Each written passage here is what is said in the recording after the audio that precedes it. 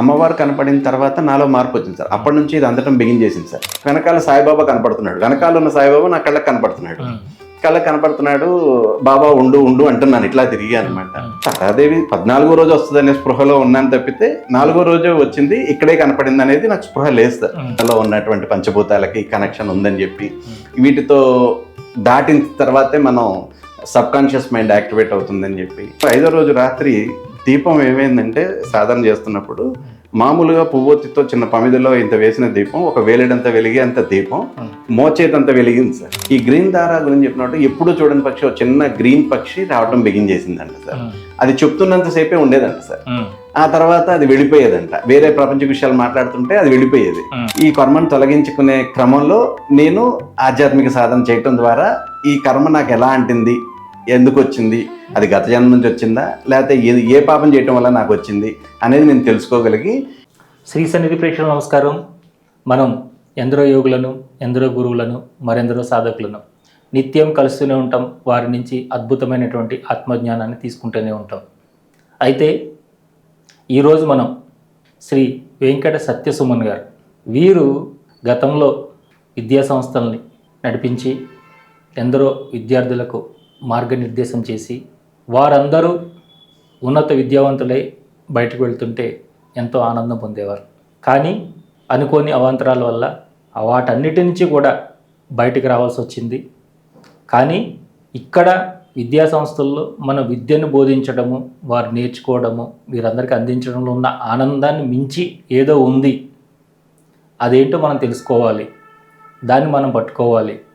అసలు ఈ రోజున ఈ తారుమారైన పరిస్థితులకి కారణం ఏంటి అనే అన్వేషణ వారిలో ప్రారంభమై, ఈ ప్రారంభం కావడానికి నా లోపల ఈ ఆలోచన కలిగించింది ఎవరు, నిజమైన ఆత్మ ఏంటి, పరమాత్మ ఏంటి, జీవాత్మ ఏంటి, దైవానికి నేను అనుసంధానమై ఉన్నానా లేదా అనే విషయాలు తెలుసుకోవడం కోసం వారు పరితపిస్తే దైవం వారిని కరుణించింది, వారికి ఆ జ్ఞానాన్ని ప్రబోధించింది.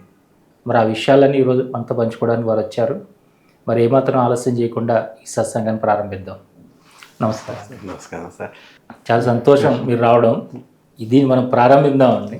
ప్రారంభించే ముందు మీరు ఈ ఆధ్యాత్మిక మార్గంలో ప్రయాణం చేస్తున్నారు, తెలుసుకుంటూ ఉన్నారు, ముందుకు వెళ్తూ ఉన్నారు. ఇక్కడ మీరు కర్మ అంటే ఏంటి అనే విషయం తెలుసుకోగలిగారా?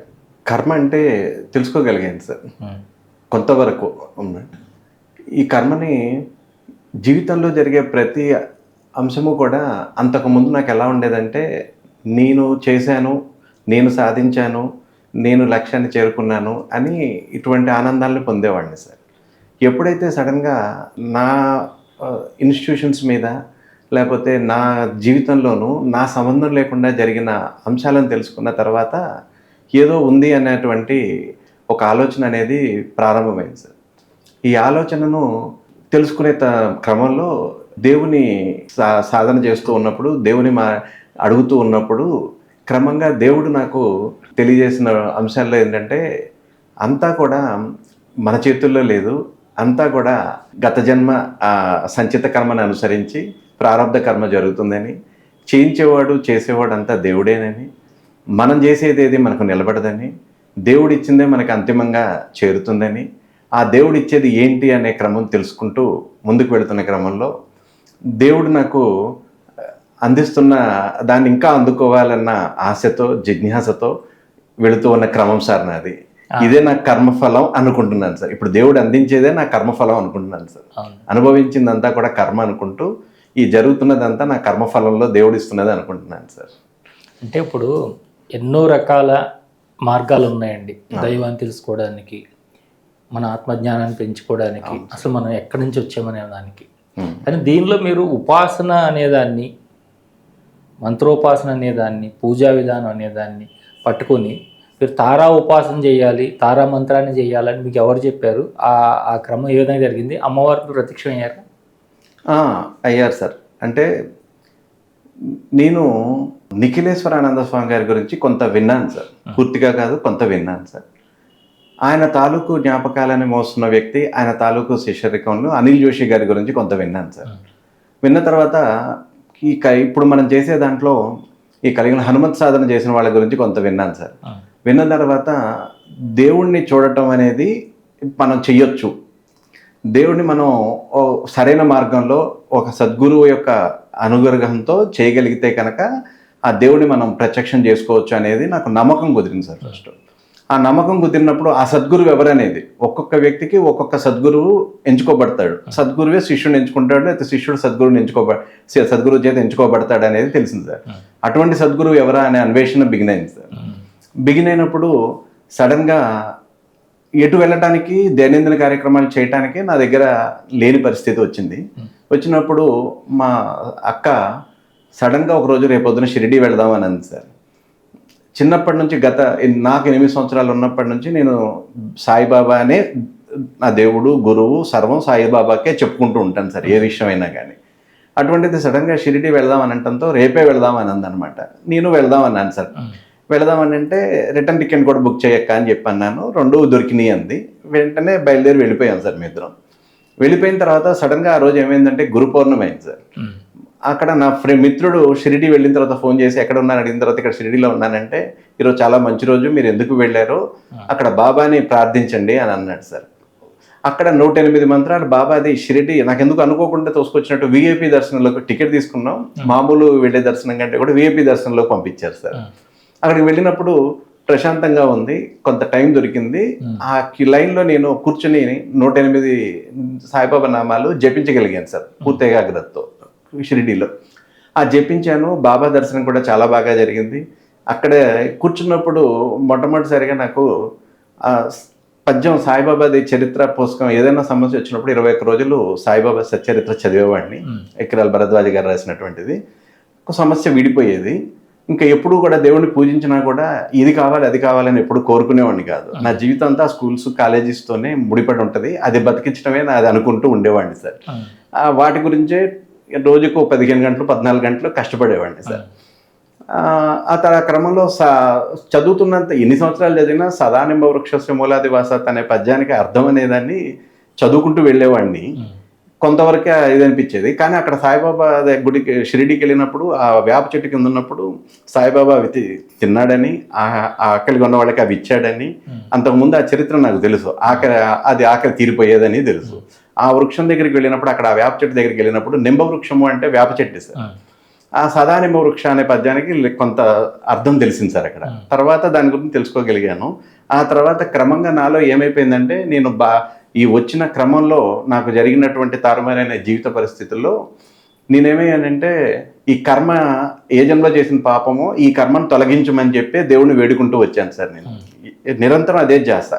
ఎందుకు జరిగింది, ఈ కర్మను ఎలా పోగొట్టుకోవాలి, దీనికోసం నేను ఎంత కష్టపడి ఈ రుణ బాధలు తగ్గించుకోవాలి, ఈ ఆలోచన క్రమంలోనే నిరంతరం ఆలోచిస్తున్నాను సార్. ఆలోచిస్తున్న క్రమంలో తారాదేవి స్ఫురణకు వచ్చింది సార్. వాక్కునిస్తుంది జ్ఞాన సరస్వతి, నీల సరస్వతి, తర్వాత స్వర్ణతార, గ్రీన్ తార, ఇలా కొంచెం తారాదేవి గురించి తెలుసుకోగలిగాను సార్. ఎందుకో తారాదేవి సాధన చేయాలనిపించింది సార్. గురువు లేడు. జరిగినప్పుడు అప్పుడు తారాదేవి మంత్రాన్ని చదవటం పూజలో బిగిన్ చేశాను సార్. ఎందుకు ఇదే మంత్రాన్ని చదువుదాం అంటే దీనివల్ల ఏం సిద్ధిస్తుంది, ఏం కావాలని లేదు, నా కర్మ తొలగాలి, నేను కోరుకున్నది నా కర్మ తొలగాలి అనే తారాదేవిది మంత్రాన్ని చేద్దాం అనుకున్నాను సార్. అందరూ చేస్తున్నారు, కలియుగంలో తొందరగా ఫలితం పొందారు. తారాదేవిని బౌద్ధులు లక్ష్మీదేవిలాగా పూజిస్తారు. ఆ తారాదేవిని మనం కూడా పూజిస్తే మన కర్మ తొలగుతుంది అనిపించింది సార్. ఇంకా సాయిబాబా దగ్గరికి వెళ్ళిన తర్వాత అనుభవాలు ఎక్కువైనాయి సార్.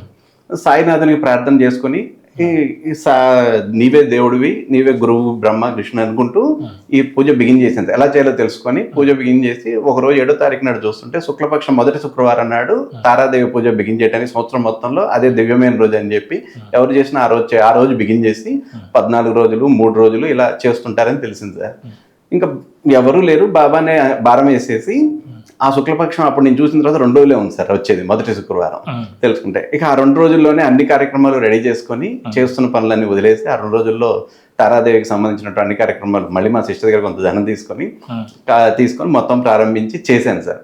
చేస్తున్న 4వ రోజు 2వ రోజు చేద్దాం అనుకున్న ముందు రోజు తెల్లవారుజామున ఒక పెద్ద ఆకారం వచ్చి తలుపుకు రాయేసి కొట్టినట్టు అనిపించింది సార్. తెల్లవారుజామున కొంచెం భయం వేసింది. ఇటువంటి అనుభూతులు జరుగుతాయని విన్నాను సాధన చేస్తున్నప్పుడు. పావుగంట అయిన తర్వాత వెళ్ళి తలుపు తీస్తే ఏమీ లేదు. సరే ఎందుకు జరిగిందో అని చెప్పి చేయకూడదు అనిపించిందో, లేదా చేయటానికి అడ్డుపులు చేస్తుంటే మనల్ని మార్గంలోకి చేయకుండా ఉండటానికి అడ్డుపడినట్టు, కానీ చెయ్యాలనే సంకల్పం బలంగా ఉండటం వలన ఏదేమైనా ఒక్కడనే ఉంటున్నాను సార్, ఇంట్లో ఎవరు ఉండట్లేదు, నేను ఒక్కడనే ఉంటున్నా. అయినా చేద్దామని అనిపించింది సార్. బాబా మీద భారం వేశాను కాబట్టి ఆ బాబాని నమ్ముకొని సాధన బిగిన్ చేశాను సార్. రెండవ రోజు నాకు ఎప్పుడూ బాబాని చూద్దామని కానీ, బాబా కావాలని కానీ, నాకు కనపడాలని కానీ కోరుకునేవాడిని కాదు సార్. బాబా నాతో ఉన్నాడని అనుకునేవాడిని, ఏదొచ్చినా బాబా అనుకునేవాడిని. సాయినాథ్ ఆశీర్వదించు, సాయిరామ్ అనుకుంటా ఉండేవాడిని అనమాట నిరంతరం. కానీ బాబాని నిరంతరం చూస్తున్నట్టే నాకు ఉండేది. కానీ అప్పుడు రెండో రోజు నా వెనకాల ధ్యానంలో కూర్చొని చేస్తున్నప్పుడు నా వెనకాల బాబా, నేను చెప్పే పిల్లలు కొంతమంది వచ్చి నేను డౌట్లు అడిగారు సార్. వాళ్ళని కాదమ్మా ఇప్పుడు కాదు వెళ్ళండి అని చెప్పాను. చిన్న చిన్న పిల్లలు అడిగారు, కాదమ్మా ఇప్పుడు వెళ్ళండి, ఇక్కడికి మీరు రాకూడదని పంపించాను. వెనకాల సాయిబాబా కనపడుతున్నాడు, వెనకాల ఉన్న సాయిబాబా నా కళ్ళకి కనపడుతున్నాడు. బాబా ఉండు ఉండు అంటున్నాను, ఇట్లా తిరిగి అనమాట. అంత పెద్ద రూపంలో కూర్చొని బాబా తెల్ల బట్టలతో కనపడ్డాడు సార్, నవ్వుతున్నాడు బాబా. ఇంకా తర్వాత 4వ రోజు దక్షిణం నుంచి నేను పూజించే ఉత్తరం వైపు గదిలోకి తారాదేవి అలా పగలు ధ్యానంలో నిరంతరము తారా సాధన చేసినంతకాలం పగలు మధ్యాహ్నం సాయంత్రం అంతా కూడా ఎప్పుడన్నా ఖాళీ దొరికిన సమయాల్లో కూడా తారాదేవి మంత్రాన్ని వినటం, తారాదేవిని పూజించడం, ధ్యానంలో కూర్చొని తారాదేవిని ఆ మంత్రాన్ని చదువుతూ తారాదేవిని చూస్తూ తారాదేవిని స్ఫురిస్తూ ఉండేవాడిని సార్. అలా ఉన్న టైంలో మధ్యాహ్నం పూట తారామాత వచ్చి తలుపులు తీసుకుంది, అటు వచ్చినట్టు వచ్చింది. ఉత్తరం వైపు తారాదేవి సాధన ఎక్కడ చేస్తున్నాను అక్కడ కనపడి అలా గాల్లో వెళ్తూ నేను దేవుడు ఎదురుగా కూర్చొని, నేను నిత్యం పూజించే దేవతల ఎదురుగా కూర్చొని ధ్యానం చేసేవాడిని అనమాట. అక్కడ ఒక చోట నుంచుంది సార్. అమ్మ నేను లెగాలి, ఇప్పుడు ధ్యానంలో ఉన్నాను, నీకు కుర్చీ వేయలేకపోతున్నాను, అయినా నేను పద్మవాసిని అని చదువుతాను కదా మంత్రంలో, మీరు పద్మంలో కూర్చుంటారు కదా అన్నాను సార్. అనగానే పద్మంలో గ్రీన్ తారా వచ్చింది, గ్రీన్ పద్మంలో కూర్చుంది సార్. ఒక 5 to 7 seconds ఉండి చూసి వెళ్ళిపోతుంది సార్. అమ్మ వెళ్ళిపోతున్నారు ఏమి అని అనుకున్నాను సార్ మనసులో. బ్రుకుటి మీద జాస పెట్టు అని వెళ్ళిపోయింది సార్ తారాదేవి. ఇంకా తారాదేవి 14వ రోజు వస్తుంది అనే స్పృహలో ఉన్నాను తప్పితే 4వ రోజు వచ్చింది ఇక్కడే కనపడింది అనేది నాకు స్పృహ లేదు సార్. ఇంకా అట్లాగే 10 రోజులు కంటిన్యూ చేశాను. చివరి రోజు మా ఇలవేల్పు వచ్చింది. అమ్మ మీరు వచ్చారా, మొట్టమొదటైనా నాకు ఏదైనా ఇవ్వాలంటే తారాదేవి ఇలవేల్పే వస్తారు కదా, ఇంటికి సంబంధించిన వీళ్ళు కాబట్టి మీరు ఇలవేల్పే వస్తారు కదా అనుకున్నాను సార్. అమ్మ ఏంటని చెప్పి అడిగాను. తెల్లవారుజామున 4:30-5 మధ్యలో రేణుకమ్మ తల్లి సార్ మా ఇలవేల్పు. అడిగితే ఇవ్వడానికే కదా వచ్చిందండి. దాంతో దేవుడి దగ్గర కాస్త సర్ది వెళ్ళింది. నాకేమనిపించిందంటే రేణుకమ్మ తల్లి ద్వారా ఏదైనా ఇచ్చిందేమో, దేవుడి దగ్గర ఏదైనా పెట్టిందేమో అనుకున్నాను సార్. అంతా రెడీ చేసి ఇల్లు శుభ్రం చేసుకొని మళ్ళీ స్నానం చేసి కూర్చొని దేవుడి దగ్గరికి వెళ్ళి చూస్తే ఏమి ఇవ్వలేదేంటి అనుకున్నాను సార్. కానీ ఆ రోజు నుంచి నాకు ఈ నేను అనేదానికి, ఎందుకు ఇలా జరిగింది అనేదానికి ఇటువైపు ఆ జ్ఞానం అనేది అందుతూ వచ్చింది సార్. ఏ విషయం సమస్య వచ్చినా కూర్చుంటే దానికి సమాధానంగా తెలిసేది సార్. ఈ తెలిసేదాన్ని మా అమ్మతోనూ మా సిస్టర్తోనూ పంచుకునేవాడిని సార్. పంచుకున్నప్పుడు వాళ్ళు కూడా అనుభూతి చెందేవాళ్ళు అనమాట. ఒక సమయం తర్వాత ఏమైందంటే ఈ ఆజ్ఞాచక్రం అనేది ఇక్కడ బ్రుకుటి దగ్గర ఈ బ్రుకుటి దగ్గర ధ్యానం పెట్టడం వల్ల స్త్రీ కర్మ అనేది మనకు అంటుకుంటుంది సార్. ఈ స్త్రీ కర్మని నేను కర్మను తొలగించాలనుకుంటున్నాను కదా, ఇది కనుక మనం స్త్రీలను కనుక మనం బాధ పెట్టిన సందర్భాలు ఉంటాయి కనుక 7 జన్మల నుంచి ఆ ఆజ్ఞాచక్రం మూసుకుపోద్ది 7 జన్మల పాటు. ఈ స్త్రీని అంటే ఇక్కడ దృష్టి పెట్టమంది కదా అనుకున్నాను సార్. ఆ దృష్టి 5వ రోజు నుంచి నేను సాధనలో ఉన్నప్పుడు, తారాదేవి సాధన చేస్తున్నప్పుడు అలా దృష్టి పెట్టడం బిగిన్ చేశాను సార్. ఆ దృష్టి పెడుతున్నప్పుడు 5వ రోజు రాత్రి దీపం ఏమైందంటే, సాధన చేస్తున్నప్పుడు మామూలుగా పువ్వొత్తితో చిన్న పమిదిలో ఇంత వేసిన దీపం ఒక వేలిడంత వెలిగే అంత దీపం మోచేతంత వెలిగింది సార్. వెలిగి గాలికి గదంతా కూడా గాలి లేకపోయినా గాలికి కొట్టుకుంటున్నట్టు, టపటపా కొట్టుకుంటున్నట్టు ఇక్కడ దృష్టి పెడుతుంటే ఇంత దాకా వచ్చేసి మొహం దాకా ఆ కళ్ళు మూసుకొని ఉన్నా కానీ ఆ వెలుగు కళ్ళ మీద రెపరెపలాడుతున్నట్టు కనపడేస్తారు. ఇలా మళ్ళీ 18 నేత్రాలు చూడటం, మళ్ళీ అది ఆగిపోవటం, మళ్ళీ కళ్ళు మూసుకుంటే కళ్ళ మీద అది టపటప ధ్వని వినపడేది సార్, టపటప అని. ఎందుకు ఇలా జరుగుతుందని అలాగే కూర్చొని జాస పెట్టి చేశాను సార్. నిదానంగా నిలవటం బిగిన్ చేసింది సార్. ఆ తర్వాత నుంచి ఏమైందంటే ఆ బ్రుకుటి మీద జాస నిలబడింది, ఇక్కడ కేంద్రీకృతం అయ్యి లాగినట్టు అనిపించేది సార్. లాగించిన అనిపించేది. అలాగే చేసుకుంటూ కూర్చుని నిదానంగా తారాదేవి అక్కడ కనపడటం, ఒక పెద్ద ఇదంతా ఒక స్క్రీన్ లాగా మారటం, ఆ తర్వాత ఒక కొలంలో తారాదేవి వాళ్ళ చెల్లెలతో గ్రీన్ తార కనపడటం, అదంతా జరిగేది సార్. క్రమంగా నేను ఆ తారాదేవి సాధన అయిపోయిన తర్వాత ఓం మీద దృష్టి పెట్టాను. విశ్వంలో వినపడే ఓంనే ఇక్కడ చూడాలనుకుంటూ వచ్చాను. ఆ తర్వాత దీపం కనపడింది. ఇలా క్రమంగా ఈ సాధనలోకి వెళ్తున్నప్పుడు నాకు ఒక్కొక్క విషయాన్ని గురించి తెలుసుకోవటం అనేది జరిగింది సార్. ఆ తారాదేవి కనపడిన దగ్గర నుంచి నాకు నా జీవితంలో జరిగిన అంశాల గురించి, నాకు ఏదైనా సమస్య వస్తే ఆ సమస్యను తెలుసుకోవటం గురించి, ఆ తర్వాత అంతకుముందు నేను ఏ పని చేసినా దొరకండి కొత్త పని దొరకటం, పిల్లలు పెరగటం ట్యూషన్లో, ఇవన్నీ నాకు జరుగుతూ వచ్చినాయి సార్ అనుభవాలు. ఈ అనుభవాలు జరిగిన తర్వాత ఈ కర్మ కూడా తొలగిపోయినట్టు కొంతవరకు తొలగిపోయినట్టు అనిపించింది సార్. అంటే స్త్రీ కర్మ, ఉన్న బాధల కర్మ కాదు కానీ స్త్రీ కర్మ అనేది కొంత తొలగింది అనిపించింది సార్. అనిపించిన తర్వాత అనుభవాలు వేరుగా ఉన్నాయి సార్. అంటే ఇది ఎందుకు దృష్టి పెట్టమంది అనే దానికి, తారాదేవి నాకు ఏమి ఇచ్చింది అనే దానికి సమాధానం కొంత దొరికినట్టు అయింది సార్. నాకు దొరికినట్టు అయ్యి అది ఒక కొంత కాలం తర్వాత, ఆ కర్మ తొలగిపోయినప్పుడు తెలిసిందో మరి లేదో కానీ ఆ కొంతకాలం తర్వాత, అప్పుడు తెలియలేదు కానీ తర్వాత తెలిసింది సార్. నిరంతరం ఇక్కడ దృష్టి పెట్టే సాధన చేయడం బిగిన్ చేశాను సార్. ధ్యానం చేయటం, సాధన అనే కానీ ధ్యానం చేయడం బిగిన్ చేశాను సార్. ఆ ధ్యానం ద్వారా నాకు తెలిసింది ఏంటంటే తారాదేవి ఇచ్చింది, ఆ కర్మను తొలగించమని మనం కోరుకున్నాం కాబట్టి ఆ స్త్రీ కర్మ ఏదో నాకు అంటుంటుంది, అది తొలగించి నాకు అందిస్తుంది అన్న స్ఫురణ వచ్చింది. దీనికి అంతటికి కొరణం గురువు. అప్పటిదాకా దేవుడిగా పూజించినటువంటి సాయినాథుడు ఇప్పుడు నా గురువుగా మారిపోయాడు సార్. ఆ గురువు నాకు నిరంతరం ఒక సన్మార్గంలో నడిపిస్తూ ఈ క్రమంలోకి తీసుకెళ్తున్నాడు బలంగా అని అనిపిస్తుంది సార్. మీరు ఈ భూమధ్యంలో మీరు ఎప్పుడైతే దృష్టి పెట్టారో ఇప్పుడు ఈ ఆజ్ఞా చక్రము పూర్తిగా ఓపెన్ అయింది. పూర్తిగా ఓపెన్ అయిందని కూడా నాకు అనిపించలేదు సార్. కానీ అనుభవాల రీత్యా నేను ఏమనుకుంటున్నానంటే ఓపెన్ అయింది అనుకుంటున్నాను. ఓపెన్ అయింది, అక్కడ కిందకుంది, పైకి తిరిగింది, లేకపోతే ఆజ్ఞాచక్రం ఎలా ఉంటుంది, ఏ రంగులో ఉంటుంది, ఇవేమీ తెలియదు సార్. కానీ అందుతుంది కాబట్టి, కొత్తగా విషయాలు అందుతున్నాయి, నేను తెలుసుకోగలుగుతున్నాను కాబట్టి, ఇక్కడ దృష్టి పెట్టడం తర్వాత జరిగిన పరిణామాలు కాబట్టి అలా అనిపించింది సార్ నాకు. స్త్రీకరం తొలగింది అనే విషయం మీకు ఎలా తెలిసింది? అంటే ఏంటంటే అప్పటిదాకా అందలేదు కదా సార్. ఎందుకు జరిగింది, స్కూల్లో పిల్లవాడు ఎందుకు చనిపోయాడు, ఇన్ని మోసాలు ఎందుకు జరిగినాయి, నా జీవితం ఇరువైపు ఎందుకు వచ్చింది అనే దానికి కొంత తెలుస్తూ వచ్చింది. అసలు చేయించిన దానికి నేను చేశాను అనేది పోయింది, అంతా దేవుడు చేసేది నాకు నిలబడుతుంది. ఇప్పుడు నేనేం చేసినా అది నాకు రావట్లా, దేవుడు ఇస్తేనే నాకు చేయగలుగుతున్నాను అనమాట. ఆ ఇచ్చిన దాని వైపే నేను వెళ్ళగలుగుతున్నా. ఇక క్రమంగా నాది ఏమైపోయిందంటే ఆ దేవుడి వైపు ఇచ్చేది ఏంటి అని తెలుసుకోవటం. నాకు రోజు కార్యక్రమాల్లో ఏది జరిగినా దేవుడు ఇచ్చిందే అనిపిస్తుంది సార్. అది తెలుసుకుంటాను కాబట్టి తొలగింది అనుకుంటున్నాను సార్. అంతేగాని పూర్తి తొలగిందా లేదా అనేది నాకు కూడా తెలియదు, కానీ అందుతుంది కాబట్టి అనిపించింది సార్. అంటే ఏదైనా ఇప్పుడు ఈ షట్చక్ర సాధన ఏదైతే ఉందో అట్లాంటి చేయాలని ఏమైనా కూర్చున్నారా మీరు ధ్యానంలో? ఒకటేంటంటే సార్, ఫస్ట్లో ధ్యానంలో కూర్చున్నప్పుడు మూలాధార చక్రం అరుణ చక్రం రంగులో ఉంటుంది, సన్నగా ఉంటుంది, వెన్నుపూస చివర ఉంటుంది చిన్నగా, దాన్ని యాక్టివేట్ చేసుకోవాలి. ఎడా పింగళ నాడులు, తర్వాత సూర్యనాడి, చంద్రనాడి, సుషుమ్న నాడి, ఇవన్నీ అనేది కొద్దిగా వినున్నాను సార్. ఆ మూలాధార చక్రాన్ని చేద్దామని చెప్పి కూర్చున్నాను సార్. రోజు మూలాధార చక్రానికి ఎఫర్మేషన్స్ చెప్పుకునేవాడిని సార్. లమ్ అనే మంత్రాన్ని ఎఫర్మేషన్స్ చెప్పుకునేవాడిని సార్. అంటే ధ్యానంలో కూర్చున్నప్పుడు అదొక సాధన చేశాను సార్. చేసిన తర్వాత కొంతకాలానికి ఏమైందంటే కింద నుంచి 2 పువ్వులు కాడల రూపంలో వచ్చి ఒక పువ్వు ఇక్కడ వెచ్చుకొని విపరీతమైన వెలుగు వచ్చి ఆ పువ్వు మధ్యలో నుంచి మూలాధార చక్రానికి కనెక్షన్ అందినట్టు అయింది సార్. అందిన తర్వాత నాకు ఇది మళ్ళీ యాక్టివ్ అవుతుంది ఏమో, దీన్ని మళ్ళీ మనం డౌన్ చేయాలంటే తెలియట్లేదు, ఇది వెళ్ళటం కంటే ఇది తెలుసుకొని నేనేం చేస్తాను, ఈ కుండలిని తెలుసుకొని నేనేం చేస్తాను, నాకు కావాల్సింది నాకెందుకు ఇలా జరిగింది, నేను ఏ మార్గంలో వెళ్ళాలి, నేను ఎక్కువసేపు సాధనలో కూర్చోగలగాలి, సాధన చేయగలగాలి, ఇక ధనం మీద దేని మీద నాకు నిలబడదు, వ్యామోహం లేదు, నా కర్మ తొలగించుకోవాలి, రుణ బాధలు ఉన్నాయి అవి తొలగించుకోవాలి, నాకు సాధన చేసుకోవడానికి కావాల్సిన ధనం మాత్రమే నాకు కావాలి జీవితాంతం, కొంతమంది సత్పురుషుల్ని కలవాలి, ఇంతవరకే నా లక్ష్యం సార్. ఆ లక్ష్యంలో ఉన్నప్పుడు నాకు కుండలిని గురించి అనిపించలేదు సార్. చేయాలి, ఆత్మను సపరేట్ చేసుకోవాలి, ఇంకో చోటకి ఆత్మ ద్వారా వెళ్ళాలి, ఇలా అనిపించలేదు సార్.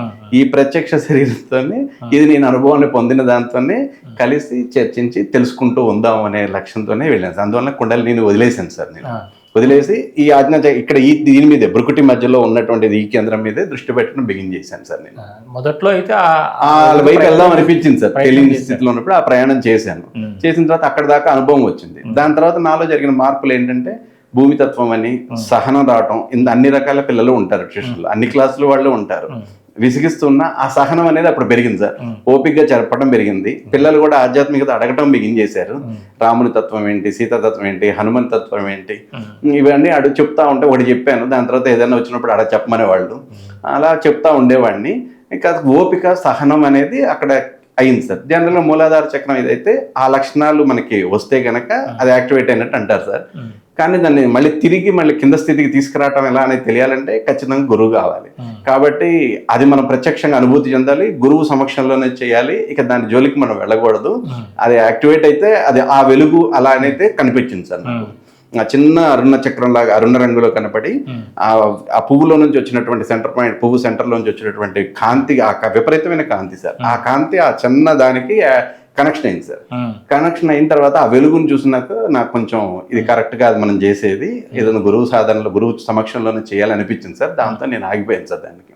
ఆ తర్వాత మాత్రమే ఇక్కడే దృష్టి పెట్టి చేయటం బిగిన్ చేశాను సార్. చేసిన తర్వాత నాకు వేరే విధంగా అందటం ఇవన్నీ తెలుస్తా వచ్చినాయి సార్. కొంత సమస్యకి ఫలితాలు, సృష్టి క్రమము, మనకి అంతకు ముందు తెలుసుకున్నది, కొత్తగా మనం వింటున్నది, మన నిత్య జీవితంలో వింటున్న వాటికి ఎవరైనా చెప్తున్నవి వింటుంటే అది నిజమా కాదా అనే విచక్షణతో, దాంట్లో కాదు అనిపిస్తే అది ఎందుకు అని చెప్పి మనం ధ్యానంలోనో కూర్చున్నప్పుడు అవి తెలియటం, నిరంతరం పని చేసుకుంటూ కూడా ఒక కన్ను దేవుడి మీద వేసి ఉంచుతున్నాం కాబట్టి దేవుడు ఏమి ఇస్తున్నాడు అనే దాని మీద ఇవి స్ఫురణకు వస్తూ ఉండేవి సార్. ప్రత్యక్ష అనుభవాలే. కళలో అనేది నాకు గుర్తుండదు, ధ్యానంలో కూర్చున్నప్పుడు జరిగేటువంటి అంశాలే నాకు గుర్తుంటాయి సార్. ప్లస్ సాధారణ నిరంతరం ఏ పని చేసినా కూడా ఒక స్ఫురణలో ఉంటాను కాబట్టి ఆ స్ఫురణలోనే నాకు తెలుస్తున్నాయి సార్ ఇవి. అలా అందుతున్నాయి. అంటే ఎవరైతే మీ సోదరి మీ అమ్మగారు ఉన్నారు వాళ్ళకి మీరు చేసే సాధన ద్వారా కానీ, లేదా మీరు చేసే ధ్యానం ద్వారా కానీ, మీరు చేసే తారా ఉపాసన ద్వారా కానీ వాళ్ళకైనా లబ్ధి జరిగిందండి? ఒకటేంటంటే నేను విజయవాడలో ఉంటే మా అమ్మ వాళ్ళు దూరంగా అన్నయ్య వాళ్ళ దగ్గర ఉంటారు సార్. రోజు ఈ డిస్కషన్ జరుగుతూ ఉండేది సార్. అమ్మ ఇలా జరిగింది ఇలా తెలుసుకున్నానని చెప్తా ఉండేవాడిని సార్. మా అమ్మ ఏంటి అంటే అవి తెలుసుకున్న తర్వాత నీకున్న దాంట్లోనే నువ్వు కొంత పక్షులకి పెట్టు అని చెప్పేవాడిని సార్. ఆ పెడుతుంటే రావట్లేదు కదా, నేను ఎక్కడో ఉంటున్నాను, రావట్లేదు కదా. పైన ఉంటుంది సార్, ఫస్ట్ ఫ్లోర్లో ఉంటుంది అనమాట. వాళ్ళు ఒక్కళ్ళే ఉంటారు, మా అమ్మ నాన్నగారు ఫస్ట్ ఫ్లోర్లో ఉంటున్నారంటే క్రమంగా ఇవి వింటున్నప్పుడు పక్షులు వచ్చేయండి సార్. ఒక గంట మా డిస్కషన్ జరుగుతున్నప్పుడు నేను ఇవన్నీ చెప్తున్నప్పుడు క్రమంగా పక్షులు రావడం బిగిన్ అయినాయి సార్. ఇంకా ఓపిక పెట్టడం బిగిన్ అయింది. ఈ గ్రీన్ దారా గురించి చెప్పినట్టు ఎప్పుడూ చూడని పక్షి, ఒక చిన్న గ్రీన్ పక్షి రావడం బిగిన్ చేసిందంట సార్. అది చెప్తున్నంతసేపే ఉండేదంట సార్. ఆ తర్వాత అది వెళ్ళిపోయేదంట. వేరే ప్రపంచ విషయాలు మాట్లాడుతుంటే అది వెళ్ళిపోయేది. అది విన్నప్పుడు అది ఈ ఆధ్యాత్మిక విషయాలు డిస్కస్ చేసేటప్పుడు మాత్రం పక్షులు వచ్చేవి. ఆ స్పెషల్ గా ఎప్పుడూ చూడలేదంట తన జీవితంలో అటువంటి పక్షి ఒకటి రావటం, అది తర్వాత రోజు 2 రావటం. ఇట్లాంటి డిస్కషన్ జరుగుతున్నప్పుడు 2వ రోజు 3వ రోజు మధ్యలో మళ్ళీ కొంత పని దైనందిన కార్యక్రమంలో పడినప్పుడు ఏదైనా చెప్పినప్పుడు రాకపోవటం, ఇది జరుగుతూ ఉంది సార్. అక్క జీవితంలో కూడా ఇలా జరిగినాయి సార్. పక్షులు అనేది ముందు యాక్టివేట్ అయినట్టు, పక్షులు వస్తున్నట్టు, దాని ద్వారా తను కూడా సాటిస్ఫాక్షన్ ఫీల్ అయినట్టు, కొన్ని ఎందుకు జరిగిందని తెలుసుకుంటున్నట్టు అని తను కూడా ఫీల్ అయింది సార్ ఈ డిస్కషన్ జరుగుతున్నప్పుడు. అంటే మీరు చేసే దగ్గర, మీరు పూజ చేసే దగ్గర కానీ ఇక్కడ ఏమైనా మార్పులు జరిగినాయి అంటే? మార్పులు జరిగినాయి సార్.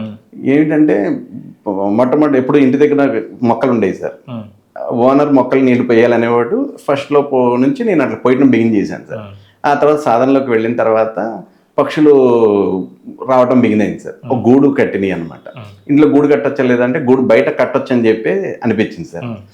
ఆ తర్వాత మళ్ళీ ఏమైందంటే కాకులు అరవటం బిగిన్ చేస్తుంటే ఏదో కొంత బియ్యం పెట్టాను సార్. అవి తింటాను. తర్వాత పౌరాలు వస్తున్నాయి. ఆ తర్వాత నేను చపాతీ రాత్రిపూట తింటుంటాను. ఆ పిండిని ఏం చేసేవాడిని అంటే స్టాక్ ప్రిఫిల్ అవి పొద్దున్నే ఉండలు చేసి మళ్ళీ కలిపి ఒక 7 ఉండలు అలా పెట్టేవాడిని సార్. 7 ఎందుకనంటే నాకు ఏదో కలిసి వచ్చిన నెంబర్ అని ఎవరో చెప్పారు కాబట్టి 11వ తారీఖు పుట్టాను కాబట్టి 2 కానీ 7 కానీ నెంబర్లు అన్నారని కాబట్టి 7 ఉండలు చేసి పెట్టేవాడిని సార్. అవి తినటం బిగిన్ చేసినాయి, బియ్యం తినటం బిగిన్ చేసినాయి. మొదటి ముద్ద మధ్యాహ్నం పూట తినే మొదటి ఆహారంలో తొలి ముద్దలు అతిథి అని అంటే బాబా నాకు చదివిన దాంట్లో ఏనుకుంటున్నా ఆ సమయానికి ఏ వచ్చిన పశుపక్షాలు ఆత్మస్వరూపంతో ఉన్నటువంటి ఏదైనా అతిథికినే భావించాలని చెప్పేవాడు సార్. అందుకని మొదటి ముద్ద తీసి అక్కడ పెట్టేవాడిని సార్. పెట్టినప్పుడు అవి కూడా సాయంత్రానికి క్రమంగా అన్ని పక్షులు తినేవి, ఉడతలు రావటం, పక్షులు రావటం, పిచ్చుకలు రావటం, కొన్ని రకాల గోరింకలు రావటం, ఆ కాకులు రావటం, తినటం అనేది జరుగుతూ ఉండేది. ఒక టేబుల్ వేసి అక్కడ పెట్టి వాటర్ పెట్టేవాడిని సార్. రోజు దైనందిన కార్యక్రమం అయింది సార్. అలా వస్తూ ఉంటాయి. నేను పొద్దున్నే 7:30 నుంచి బిగిన్ అయిపోతాయి సార్. 7:30 నుంచి అరవటం బిగిన్ చేస్తాను. ఒక 10 నిమిషాలు లేట్ అయినా కానీ ముందు వాటికి పెట్టిన తర్వాత నేను ధ్యానంలో కూర్చోగలుగుతాను అనమాట. లేకపోతే రోజు ఆ టైంకి వచ్చి అరుస్తానే ఉంటాయి అనమాట. ఈ అనుభవం అయితే ఉంది సార్ నాకు. నేచర్తో ఎలా కనెక్ట్ అయ్యారు, ప్రకృతితో ఎలా? ప్రకృతితో కనెక్ట్ అయినప్పుడు సార్ శంబలా వెళ్ళాలనిపించింది సార్ ఈ జానాలోకి వెళ్ళిన తర్వాత. ఈ అంతిమ లక్ష్యం అదేనేమో అనిపించింది సార్ మొదట్లో. ఆ శంబలాకి వెళ్ళే క్రమంలో ఏంటి అంటే మనలో పాజిటివ్ ఎనర్జీ లేకపోతే అక్కడికి వెళ్ళలేమని చెప్పారు సార్. తెలుసుకున్న తర్వాత మొట్టమొదట ఏంటి అంటే మన జీవితంలో జరిగినటువంటి పాజిటివ్ ఎఫర్మేషన్స్, ఒక ఆవు నెయ్యితో దీపం పెట్టుకొని పొద్దున్న పూట కానీ సాయంత్రం పూట 5:30 to 6:30 కానీ మనం ఇంతమందికి విద్యను అందించాము, ఇంత తక్కువ ఫీజులతో చేసుకోగలిగాము, ఇన్ని వేల మంది తల్లిదండ్రుల నమ్మకాన్ని నిలబెట్టుకున్నాము, ఇన్ని ఇన్స్టిట్యూషన్స్ ద్వారా ఇంతమంది ఉన్నత స్థితిలో ఉన్నారు, ఇంతమందికి మనం కరోనా టైంలో ధన సహాయం చేసిన వాళ్ళకి కొంతమందికి ధనాన్ని ఇవ్వగలిగాము.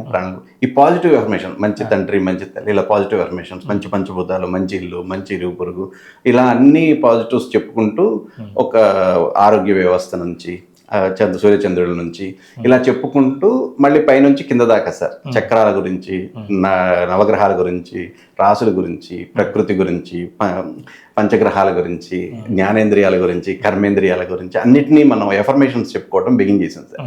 ఇది ఒక ప్రకృతి ఒక అరగంట సేపు మనం అలా చెప్పుకుంటూ బిగిన్ చేసుకుంటూ రోజు కొంత యాడ్ చేసుకుంటూ వెళ్ళాం సార్.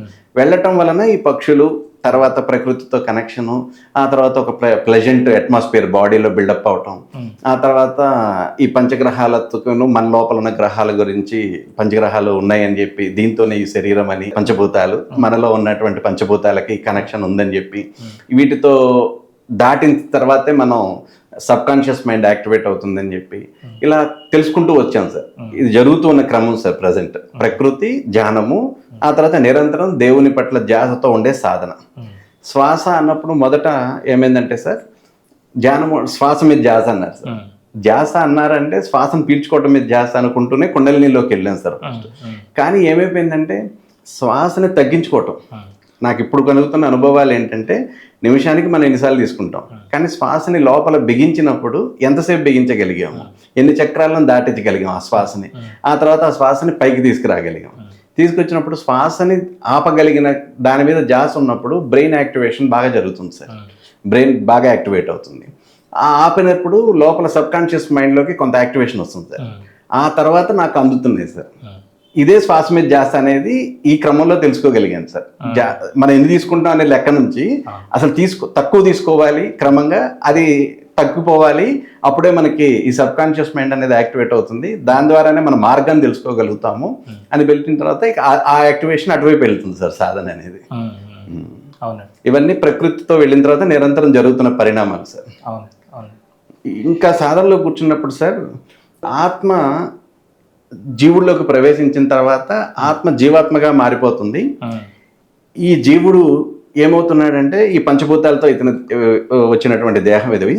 ఈ దేహానికి, ఈ కుటుంబానికి వచ్చింది కాబట్టి దేహం, ఈ కుటుంబంలో ఉన్న కొంత సంచిత కర్మ కూడా కొంత పోగు చేసుకుంటుంది. ఓ 10%, 5%, 10%, 15%. ఈ ఆత్మ ఇది మారిన తర్వాత తల్లి ఏం చేస్తుందంటే, ఈ సంచిత కర్మని ఈ ప్రపంచాన్ని చూసేటట్టు అలవాటు చేస్తుంది సార్.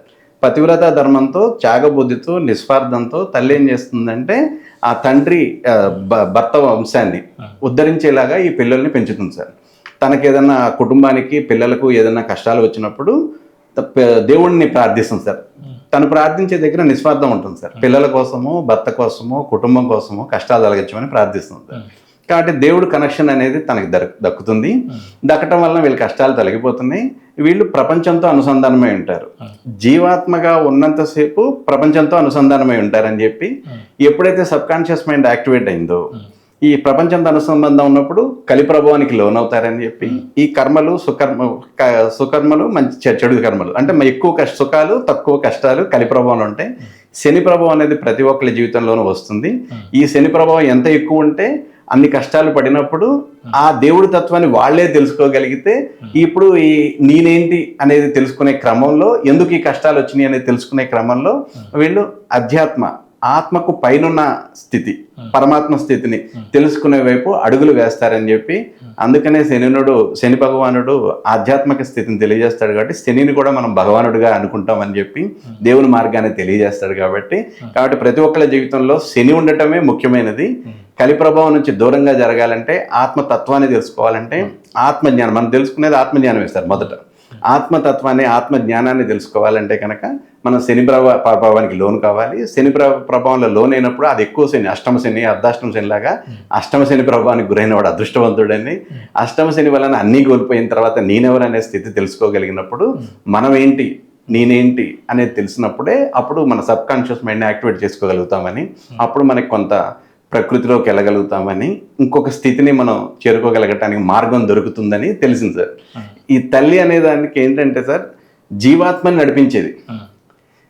తండ్రి అనేవాడు ప్రేమ స్వరూపం కావటం, తల్లి ప్రేమ స్వరూపంలో తండ్రి కూడా ఏమైపోతాడంటే ఖండించలేని పరిస్థితికి వస్తున్నాడు సార్.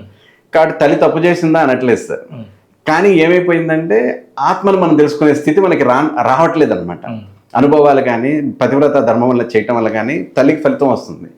కాకపోతే మనిషి అనేవాడు ఆత్మస్వరూపాన్ని తెలుసుకోవటానికే నిరంతరం ఒక ధ్యానంలోనూ ధ్యాసలోనూ ప్రయత్నిస్తూ ఉండాలి సార్. ఆ ప్రయత్నిస్తూ ఉన్న క్రమంలో వాళ్ళకి ఆ సత్యము నిజము అని తెలిసినప్పుడు ఖచ్చితంగా వాళ్ళ మార్గాన్ని మార్చుకుంటారు, ఇంకా ఎక్కువ ఫలితాలు పొందగలుగుతారు అనేది నా ఆలోచన సార్, నా అనుభవం సార్ అది. అంటే ఎప్పుడైనా సరే ఈ సాధన మార్గంలో ఉన్నప్పుడు మనం అప్పటిదాకా చూసేవి దృక్పథం, దృష్టికోణం మారిపోయి పూర్తిగా ఆత్మతత్వం నుంచి దైవం తరపు నుంచి ఆ పక్క నుంచి చూడడం మొదలవుతుంది. అవును సార్, మీరు విషయాలు కూడా వేరేలాగా అర్థమవుతుంది. అవును సార్. అలా అర్థమయ్యే క్రమంలో మీకు ఏది భూ గురుత్వాకర్షణ శక్తి గురించి కూడా ఏదో చెప్తుంటారు మీరు. ఈ గురుత్వాకర్షణ గురువు అనేదానికి బాబా దాంట్లో నేను తెలుసుకున్నది ఏంటంటే సార్, చీకటిని పారద్రోలేవాడు, అందుకనే గురు స్తంభానికి పూజించమని బాబా చెప్తాడు సార్. అక్కడ ఉన్న ధ్వజస్తంభం గురు స్తంభానికి స్తంభాన్ని గురువుగా భావించి పూజించమంటాడు సార్. ఆ గురువు అంటే చీకటిని పారద్రోలేవాడు అంటాం. చీకటి అంటే ఏంటంటే అజ్ఞానం. అజ్ఞానము అంటే ఏంటంటే మనకు తెలియనిది ఏదైనా అజ్ఞానమే సార్. తెలుసు అనుకుని భ్రమపడటం కూడా అజ్ఞానమే. అది ఆ తెలిసి ఆ అజ్ఞానం నుంచి జ్ఞానం వైపు వెళ్ళటం గురువు చెప్తాడని సార్. అది ఏ సబ్జెక్ట్ అయినా కావచ్చు, ఏ విషయం అయినా కావచ్చు, అది గురువు తెలియజేస్తాడు. మనం కూడా ఆ సబ్జెక్ట్ కోసం ఆ గురువు దగ్గరికి వెళ్తాం. వెళ్ళినప్పుడు ఆ గురువు దాంట్లో ఉన్న సమస్యల్ని మనకు ఎక్కువ జ్ఞానం ఉంది కాబట్టి అది అందించి మనకు వెలుగు నింపుతాడు. కాబట్టి అటువంటి గురువు పరంపరలో ఈ గురుత్వాకర్షణ శక్తి అనే దానికి సడన్ గా ఏమైందంటే సార్, పిల్లలకి చెప్పాను సార్, శ్రీనివాసుడు తత్వం అని చెప్తే దుర్వాస మహర్షి వచ్చి విష్ణుమూర్తి గుండెలు తాకాడు. దుర్వాస మహర్షి అంటే అత్రిపుత్రుడు, శివుని అంశ, కాబట్టి తాకాడు. లక్ష్మీదేవి ఇక్కడ ఉండే స్థానం కాబట్టి లక్ష్మీదేవి వెళ్ళిపోయింది. ఆ కలియుగ వెంకటేశ్వర స్వామి విష్ణుమూర్తి భూమి మీదకి వచ్చాడు, శ్రీనివాసుడు అయ్యాడు. లక్ష్మీదేవి లేదు కాబట్టి కుబేరుడితో అప్పులు తీసుకొని శ్రీదేవిని పెళ్లి చేసుకోవడం జరిగింది. శ్రీదేవి అంటే భూదేవే. ఈ భూమి వచ్చిన తర్వాత ఎప్పుడైతే శ్రీదేవిని పెళ్లి చేసుకున్నాడో, ఈ పద్మావతిని పెళ్లి చేసుకున్నాడో, అప్పుడు లక్ష్మీదేవి మళ్ళీ వచ్చి మళ్ళీ వెళ్ళిపోయాడు. ఈ భూదేవి అప్పుడు శ్రీనివాసుడి కోసం నిరంతరం నిరంతరం కూడా ఆలోచిస్తూ తిరుగుతుంటుంది. తిరుగుతున్నప్పుడు భూదేవికి ఉన్న శక్తి ఏంటి అని అంటే గురుత్వాకర్షణ శక్తి. ఈ గురుత్వాకర్షణ శక్తి అని అంటే ఏంటి అంటే వ్యర్థాలన్నీ భూమిలోకి వెళతాయి, ప్లస్ అజ్ఞానం అనేది నిండిపోయింది కలి ప్రభావం వలన. మానవుడు తిరిగి పుట్టించే క్రమం కలి కోరుకునేది. పుట్టించడం వల్ల తన సామ్రాజ్యాన్ని విస్తరించుకుంటాడు కలి. కాబట్టి ప్రతి ఒక్కళ్ళ జీవిని కలి ప్రభావం లోనయ్యేటట్టే చేస్తాడు. అదే తన లక్ష్యం. మనం ఈ లక్ష్యాన్ని వదిలి కలి ప్రభావం లోనకుండా ఉండాలంటే మంచి గురువుని తీసుకొని ఆధ్యాత్మిక మార్గంలోకి మనం వెళ్ళగలిగితే కలి ప్రభావం అనేది మనకు తగ్గుతుంది అనేది. ఇలా వెళ్తున్నప్పుడు మంచి గురువుల్ని వెళ్ళటం వల్ల భూమి యొక్క నెగిటివ్ శక్తి తగ్గుతుంది. ఇంతకు మించిన శక్తి వచ్చినప్పుడు, అంటే నెగిటివ్ ఎనర్జీ భూమిలోకి వచ్చినప్పుడు, భూమి చేరినప్పుడు, అప్పుడు ఏమవుతుందంటే పంచభూతాలు ఆ ప్రభావానికి లోనే ఈ భూకంపాలు, సునామీలు ఇవి కలిగిస్తాయని. దీన్ని ఆకర్షించటం కోసం ఈ నెగిటివ్ తగ్గించుకోవడం, గురువు అయినటువంటి గురువుని ఆకర్షించటమే. ఒక పరంగానేమో వ్యర్థాన్ని తొలగించుకుంటూ సూర్యుని చుట్టూ తిరుగుతూ, సూర్యుడు వెలుగునిచ్చేవాడు కాబట్టి, తెల్ల అశ్వాల మీద ఉంటాడు కాబట్టి, జ్ఞానవంతుడు కాబట్టి సూర్యుని చుట్టూ తిరుగుతూ ఉండి అలా జ్ఞానాన్ని పొందుతూ ఉండి నెగిటివ్ ఎనర్జీని తట్టుకుంటుంది. ఇంకా ఈ సద్గురువుల్ని ఆకర్షించటమే గురుత్వాకర్షణ శక్తి. ఈ గురుత్వాకర్షణ శక్తి వలన కూడా నెగిటివ్ ఎనర్జీని తగ్గించుకుంటుంది. ఇది కూడా తగ్గని స్థితి వచ్చినప్పుడు ఆ శ్రీనివాసుడు విష్ణుమూర్తి ఎక్కువ సార్లు భూమి మీద తన అంశాలని రూపాలని పొంది వస్తుంటాడు సార్. కాబట్టి ఆ అంశాల రూపంలో ఆ విష్ణుమూర్తిని భర్త కాబట్టి ఆ శ్రీనివాసుడు ఈ భూదేవి కర్మని తొలగించాలి కాబట్టి అలా వచ్చి మళ్ళీ కొంతమంది అసలైన జ్ఞానాన్ని తెలియజేసి, కొంతమంది గురువులను శిష్యులను తయారు చేసి భూభారాన్ని తగ్గించి మళ్ళీ వెళ్తుంటాడని, ఇది కలియుగంలో నిరంతరం జరిగే ప్రక్రియ అని అనిపించింది సార్ ఈ మధ్యకాలంలో తెలిసింది. ఈ సాధనలో కూర్చున్నప్పుడు. ఇలా గురు పరంపర అనేది గొప్పది అని చెప్పేసి, సరైన గురువు దొరకటం అనేది నిజమైన జీవితానికి అదృష్టం అని, ఆ గురువును వెతుక్కోవటమే మనిషి చేయాల్సిన కార్యం అని అనిపించింది సార్. అంటే సూక్ష్మ రూపంలో కాంతి శరీరదారులుగా ఉన్నటువంటి సద్గురువుల్ని ఈ భూమి అనేది ఆ గురువుల్ని ఆకర్షించడమే గురుత్వాకర్షణ శక్తి. సూక్ష్మ రూపము ఒకటి అంటే, సూక్ష్మ రూపంలో ఉన్నవాళ్ళు మన భూమి మీద ఉండరు సార్. జనరల్గా సిద్ధాశ్రమంలోనో మరో చోట ఉంటారు. ఈ సూక్ష్మ రూపంలో కంటే కూడా సార్ నిరంతరము దేవుని ఆలోచించేవాళ్ళు, దేవుని మార్గంలో ప్రయాణించేవాళ్ళు, ప్రపంచతత్వానికి దూరంగా ఉండేవాళ్ళు, ఆత్మస్వరూపులుగా మారేవాళ్ళు ఎవరైతే ఉంటారో వాళ్ళు దేవుని మార్గాన్ని తెలియజేయగలిగిన స్థితి, వాళ్ళకి అందిన స్థితిలో వాళ్ళు తెలియజేయగలిగిన స్థితి ఉన్నప్పుడు వాళ్ళు ఏం చేస్తారంటే శిష్యులను తయారు చేస్తారు, శిష్యులకు తెలియజేయగలుగుతారు. కొంతమంది శిష్యులను వస్తే వాళ్ళని తయారు చేయగలరు, వీళ్ళ ద్వారా ఇంకో కొంతమంది, ఇలా వీళ్ళు కొంతమంది తెలియజేయటం ద్వారా వాళ్ళను పాజిటివ్గా మారటం ద్వారా ఈ క్రమం అనేది సైకిల్ లాగా జరుగుతుంటుంది. కాబట్టి అలా భూమి యొక్క నెగిటివ్ ఎనర్జీ తగ్గుతుంది అనేది సార్. సూక్ష్మ శరీరంతో అనేది సిద్ధాశ్రమం, వాళ్ళు రావడానికి ఇష్టపడరు, కానీ దేవుడు వచ్చినప్పుడు వాళ్ళు కూడా రావడానికి ఇష్టపడతారు. దైవాంశ భూమి మీదకి వచ్చినప్పుడు వాళ్ళు కూడా దైవాంశం చూస్తూ ఉంటారు. కాబట్టి వాళ్ళు కూడా మళ్ళీ మానవ రూపం సంతరించుకోవాలని, దేవుడి దగ్గరగా ఉండాలని వాళ్ళు కూడా కొంతమంది వస్తారని చెప్పి అనిపించింది సార్. అంటే మీరు ఎంచుకున్న మార్గం మంచి మార్గం, దాని నుంచి మీరు తెలుసుకున్న జ్ఞానాన్ని 10 మందికి అందించాలనుకోవడం కూడా చాలా మంచి నిర్ణయం. కానీ ఇందులోకి వచ్చిన ప్రతి ఒక్కరు ఏమనుకుంటారంటే, ఎవరైనా కూడా నేను అసలు గత జన్మ ఏంటి, నేను ఎక్కడ పుట్టుంటాను, అసలు నాకు ఎందుకు ఇదంతా వచ్చింది, నాకు దీనికి కారణం నేను జన్మలో పరంపరలో నేను ఏం చేసి ఉంటాను, నాకు గత జన్మ రహస్యం ఏముంటుంది, నన్ను నడిపించేవాళ్ళు ఎవరు ఉన్నారు. నేను గత జన్మ గురించి ఆలోచించలేదు సార్. నాకు ఎందుకు ఇలా జరిగింది, ఇది నాకు ఈ కర్మఫలాన్ని ఏ జన్మలో చేసిన పాపమో ఇప్పుడు అనుభవిస్తున్నాను, ఈ కర్మను తొలగించుకోవాలి. ఈ కర్మను తొలగించుకునే క్రమంలో నేను ఆధ్యాత్మిక సాధన చేయటం ద్వారా ఈ కర్మ నాకు ఎలా అంటింది, ఎందుకు వచ్చింది, అది గత జన్మ నుంచి వచ్చిందా లేకపోతే ఏ పాపం చేయటం వల్ల నాకు వచ్చింది అనేది నేను తెలుసుకోగలిగి నాకు తెలిసి నేను ఒక 80% అన్నా మంచి మార్గంలోనే ఉన్నాను నా జీవిత క్రమంలో అనేది నేను అనుకున్నాను సార్. పిల్లలతోనే జీవితం గడపాలనుకున్నాను, అదే నా జీవితం అనుకున్నాను. స్కూలు, కాలేజీ వీటిల్లో వాళ్ళకి వాళ్ళ సేవ చేయటమే, అంటే ఒక విధంగా వాళ్ళ సర్టిఫికేట్లో వాళ్ళకి జ్ఞానం అందివ్వటమో, మంచి మార్కులు తెప్పించటమో, ఆ సేవా దృక్పథంతో చేయటమే నా జీవిత సాధన అనుకున్నాను సార్. కానీ సడన్గా అది మారిపోయింది. దానికి అంకిత భావంతోనే చేశాను, కానీ ఆ అంకిత భావం చేసింది నిలబడలా నాకు. నాది ఎప్పుడైతే ఈ మార్గంలోకి వచ్చిందో, ఇది ఎందుకు జరిగింది, ఇంత సాధన చేశాను కదా అక్కడ, ఇది ఎందుకు జరిగింది అనేది తెలుసుకునే క్రమంలో కొంచెం కొంచెంగా తెలుస్తున్నాయి సార్.